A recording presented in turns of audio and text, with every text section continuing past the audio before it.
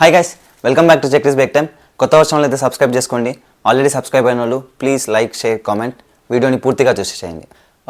మేనేజర్తో మింగులు తిని మరీ తండ్రి మూవీకి రావడం జరిగింది, కానీ వచ్చాక తెలిసింది ఆ మింగులన్నీ వేస్ట్ అయినాయని.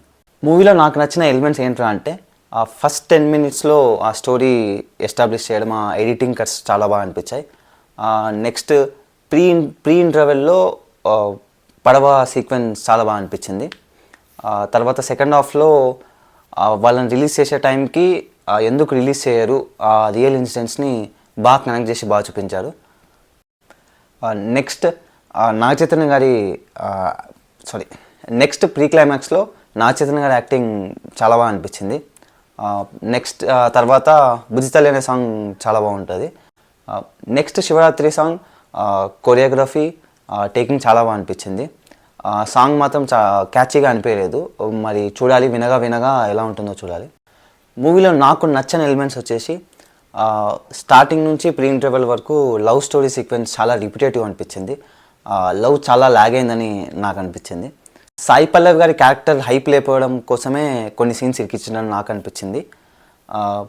ఒకానొక టైంలో డైరెక్టర్ హీరోతో కాకుండా హీరోయిన్తో మూవీ తీస్తున్నాడేమో అని నాకు అనిపించింది. నెక్స్ట్ వాళ్ళని పాకిస్తాన్లో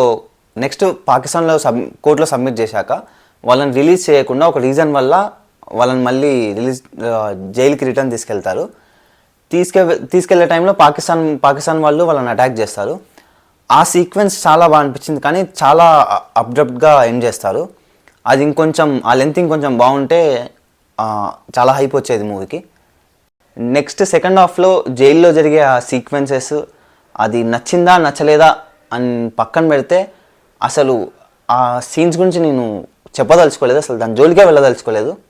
ఇందాక నచ్చిందని చెప్పానే బుజ్జితల్లి సాంగ్, టైటిల్ కార్డ్స్ నుంచి ఎండ్ క్రెడిట్స్ వరకు ఆ సాంగ్కి ఎన్ని వేరియేషన్స్ ఉంటే అన్ని వేరియేషన్స్ విన్న తర్వాత చిరాకు వచ్చేసింది. హ్యాపీకి అదే బీజియం, సాడ్కి వచ్చినప్పుడు అదే బీజియం, ఈవెన్ హీరోయిన్ కలిసినప్పుడు కూడా అదే బీజియం. మీలో నేను కొత్తదనాన్ని కోరుకుంటున్నాను. I'm telling that. ప్రీ క్లైమాక్స్లో పిండితే ఒక ఎమోషనే పిండాలి. అదేదో సినిమాలో బ్రహ్మానందం గారు చెప్పినట్టు క్యారెట్ వేసుకో, క్యాబేజీ వేసుకో అన్నట్టు లవ్ ఎమోషన్ వేసుకో, ఫ్యామిలీ ఎమోషన్ వేసుకో, దేశం ఎమోషన్ వేసుకో అనేపాటికి ఇన్ని ఎమోషన్స్ మా మీదే రుద్దేపాటికి నేను ఎమోషనల్లెస్ అయిపోయాను. ఇవండి సినిమాలో నాకు నచ్చిన పాజిటివ్ అండ్ నెగిటివ్స్. సినిమా చూడని వాళ్ళైతే ఇక్కడితో ఆపేసి లైక్, షేర్, సబ్స్క్రైబ్ చేసి సినిమాకి వెళ్ళిపోండి. ఇక్కడ నుంచి స్పాయిలర్స్ మొదలైతాయి.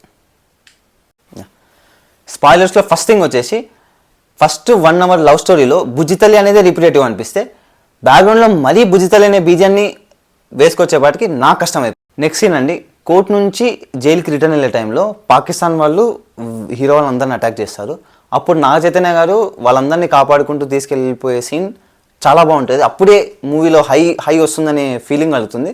కానీ సడన్గా దాన్ని ఎండ్ చేసేసి నాగ చైతన్య టీం వాళ్ళు జైలు ముందుకు వెళ్ళి ఓపెన్ ద డోర్ అని కొట్టి జైల్లోకి వెళ్ళిపోతారు.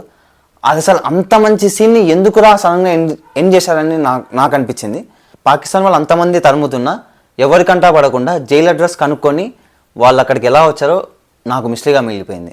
ప్రీ క్లైమాక్స్లో ఒక సీన్ ఉంటుందండి, అది బార్డర్ గేట్ అనుకున్నారా లేకపోతే శ్రీకాకుళం రైల్వే గేట్ అనుకున్నారా?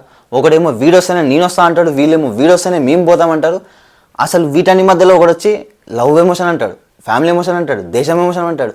ఇవన్నీ ఎందుకురా అంటే ఒకనికి నాకు ఆధార్ కార్డు లేదంటాడు. ఇన్ని ఎమోషన్స్ చూసిన తర్వాత నేను డిప్రెషన్ అయిపోయాను.